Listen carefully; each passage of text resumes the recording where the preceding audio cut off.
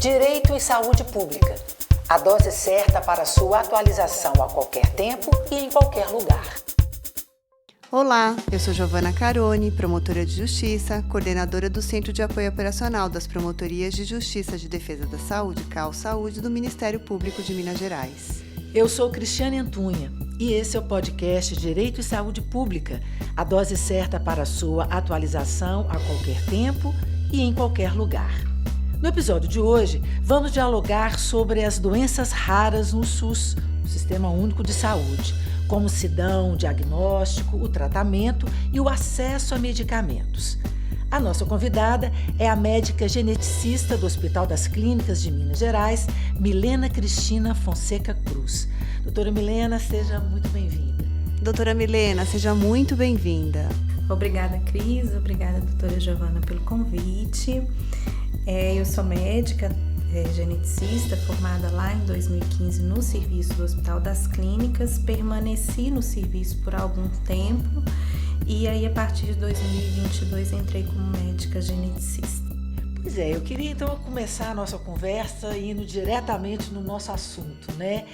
Queria que o senhor explicasse para a gente o que são as doenças raras e qual que é a importância da gente trazer esse tema para o debate público. Quando a gente fala em doenças raras, a gente está falando em doenças que afetam entre 1,3 pessoas a cada 2.000 indivíduos.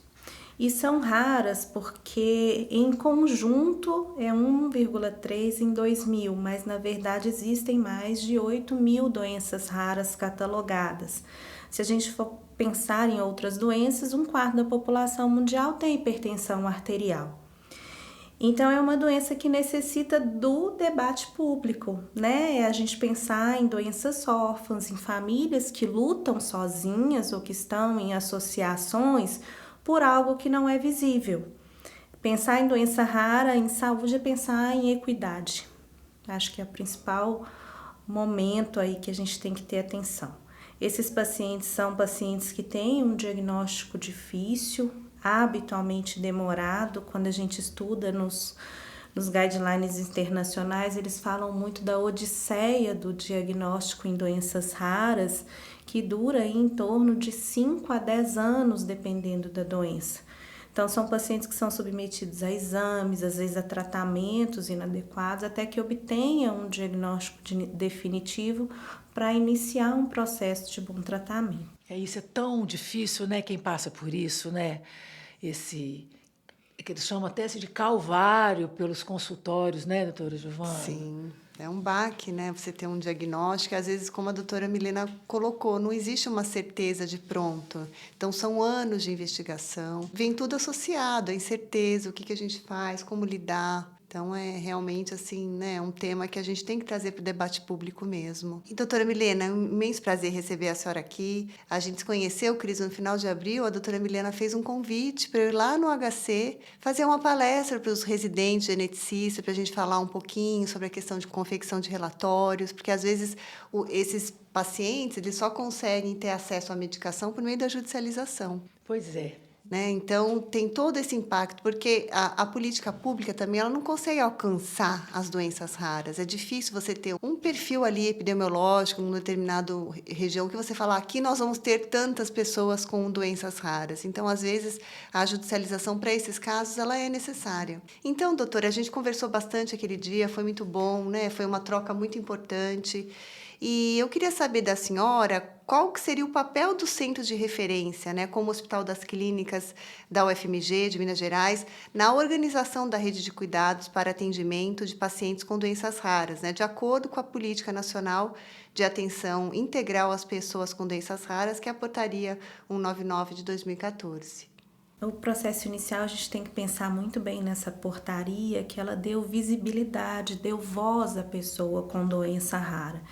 E eu acho que ela foi muito bem escrita, né, com o objetivo de reduzir mortalidade, de reduzir as comorbidades, de acelerar o diagnóstico, de melhorar a condição de vida da pessoa que convive com a doença rara. E aí ela tem os dois eixos, que o eixo 1, que é o que eu trabalho, que são das alterações congênitas, dos erros inatos do metabolismo, E o eixo 2, que são as doenças raras, mas não genéticas, né? Que aí entra as doenças infecciosas, inflamatórias e autoimunes.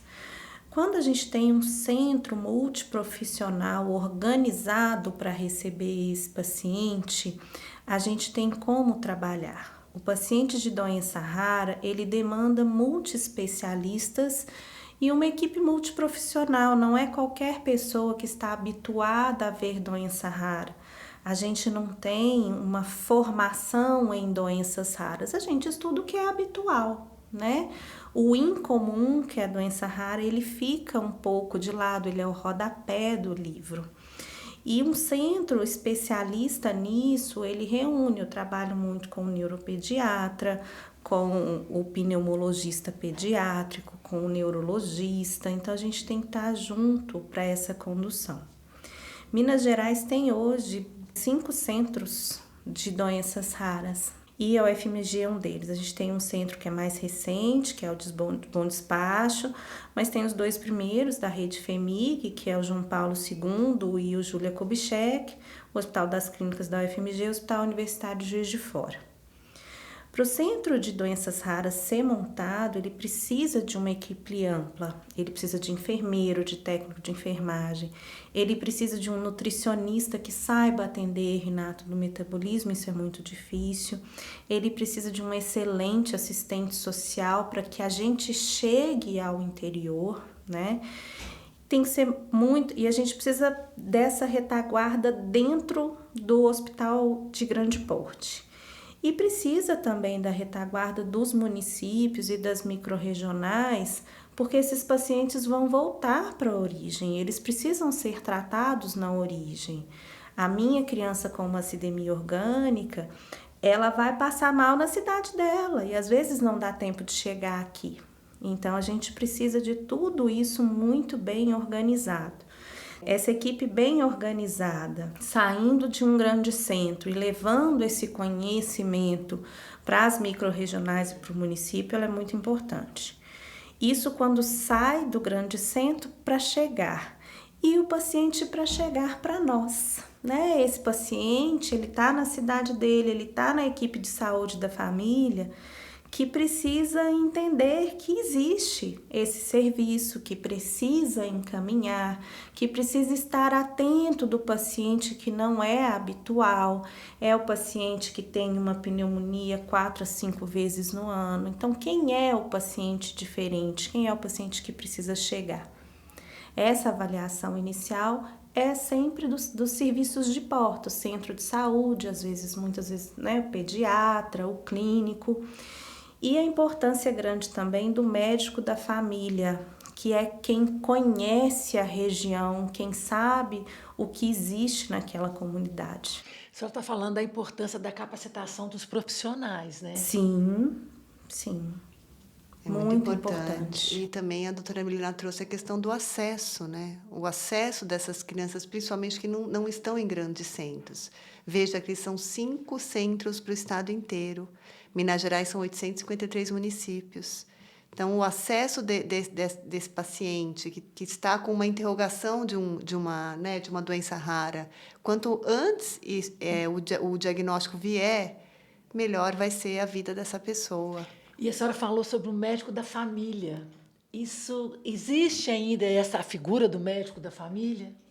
Sim, o médico da família, ele faz parte dos programas, o governo tem investido muito na formação do médico da família e comunidade, que é quem está atento ali junto do paciente ao longo da vida dele e com a comunidade. Então, é o médico que precisa estar atento, que conhece, que observa ao longo do tempo o que acontece naquela família. A gente vê uma fotografia da criança doente, mas o médico da família viu um primo, viu um tio, ele viu essa doença, esse processo de adoecimento acontecendo na família. Nas doenças genéticas não é incomum a gente encontrar outras pessoas da família, né? O SUS se estrutura de acordo com a estratégia da saúde da família. A atenção primária, ela tem os médicos da família.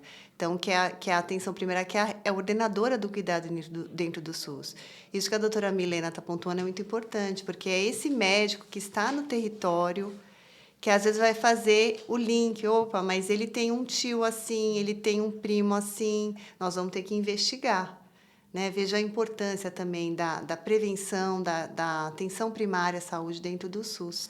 Falar em prevenção, eu queria saber da senhora se o Programa Nacional de Triagem Neonatal, né, conhecido popularmente como o teste do pezinho, tem sido suficiente para identificar precocemente as doenças raras. Quais são os avanços e quais são as limitações? O teste do pezinho, ele é um ponto do programa de triagem neonatal. O teste do pezinho é o primeiro teste que se faz, mas quando a gente fala em programa, eu estou falando de um paciente que eu vou triar, que eu vou receber, que eu vou acompanhar, que eu vou monitorar aquela família, inclusive outros filhos que vierem em risco, né, até o fim da vida. A gente fala, a Organização Mundial de Saúde começou a falar em triagem neonatal lá mais ou menos na década de 60. E aqui no Brasil, na década de 70, começou em São Paulo, lá na APAE, a importância aí, né, das famílias se unirem. Então, tudo começou na APAE. Depois ele veio como obrigatório pelo ECA, pelo Estatuto da Criança e do Adolescente, mas como lei formalizada mesmo, a gente tem a ampliação da triagem, a lei que organiza a triagem, de 2019. E aí uma proposta de uma ampliação em Minas Gerais, essa ampliação iniciou em Brasília, e Minas Gerais é um dos poucos estados que é pleno na ampliação da triagem. Então, isso significa que, não sei se é uma informação que vocês, né, dominam, mas a gente, até 2022, mais ou menos, a gente tinha uma cobertura aí próxima de 80% da triagem neonatal. E depois que nós ampliamos para 60 doenças esse ano, a gente voltou a ter em torno de 90% de cobertura das crianças nascidas. Brasília também faz as 60 doenças e Brasília, eles coletam os exames na maternidade. A gente coleta os exames no posto de saúde, no 3º ao 5º dia de vida. E mesmo assim nós temos uma grande adesão. A gente trabalha junto com o NUPAD dentro dos centros de saúde. Então, a criança faz a triagem neonatal, faz o teste do pezinho no 3º ao 5º dia, o NUPAD recebe e retorna ao centro de saúde quando precisa vir alguma criança. Uma das grandes dificuldades de quem faz triagem é entregar o resultado para as famílias. E a gente tem uma equipe excelente que faz esse processo. A gente tem assistentes sociais que ligam para o centro de saúde e a responsabilidade de trazer o paciente para nós é uma responsabilidade dos municípios. Quando a gente avisa, geralmente a criança não demora mais de uma semana para chegar. Maravilha, né? Nossa. Muito bom. E é por isso mesmo, né, doutora Milena, que o Serviço de Genética Médica do Hospital das Clínicas da UFMG de Minas Gerais é referência estadual para atendimento de doenças raras. Contudo, a gente sabe que existem, o número é pequeno de geneticistas no estado, o serviço de referências no estado também não é adequado.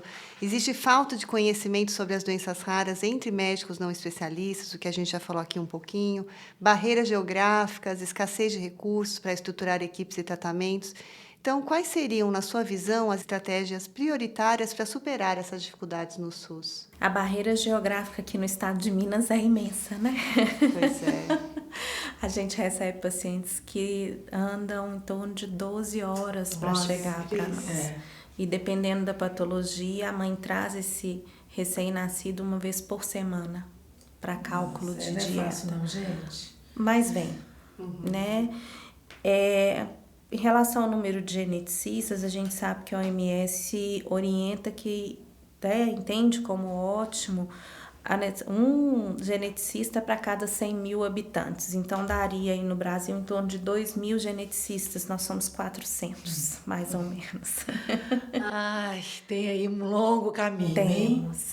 Mas eu acho isso mais de projeto pessoal, né? A genética precisa sair dos grandes centros e chegar à atenção primária, né? Esse conhecimento precisa chegar. Entendo que a política de doenças raras traz isso muito bem. E a triagem neonatal, as pessoas vão começar a conhecer doenças que antes não conheciam. Então, eu acredito que isso chegará para nós. Eu acho que a formação médica é o essencial. É claro que não se espera que um médico generalista faça diagnóstico em doenças raras, mas que ele entenda que algumas coisas são muito diferentes e precisam dessa investigação. Um olhar atento para fazer um direcionamento.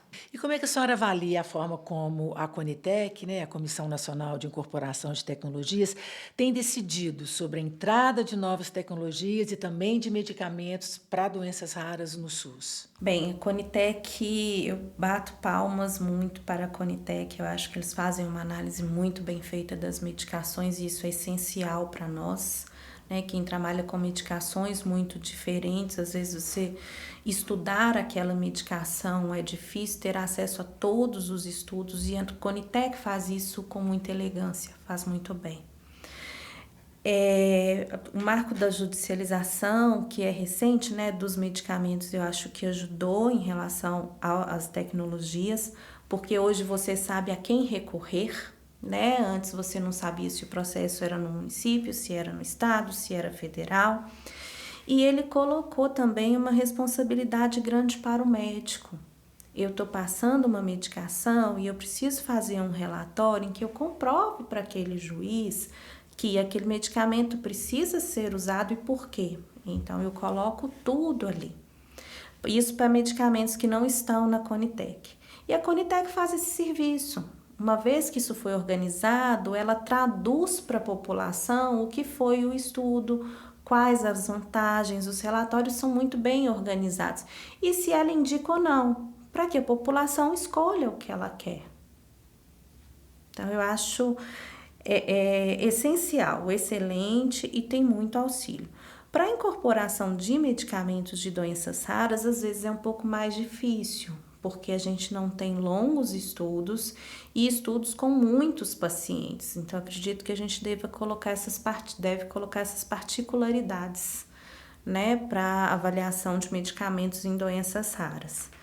Há mais tempo, a Conitec, a gente tinha uma certa demora, eu acho que a Conitec está mais ágil. Eu ia fazer essa pergunta mesmo, né? A Conitec está se estruturando. Mas Com ainda acho comissões que temáticas. Precisa ser mais rápido. Uhum.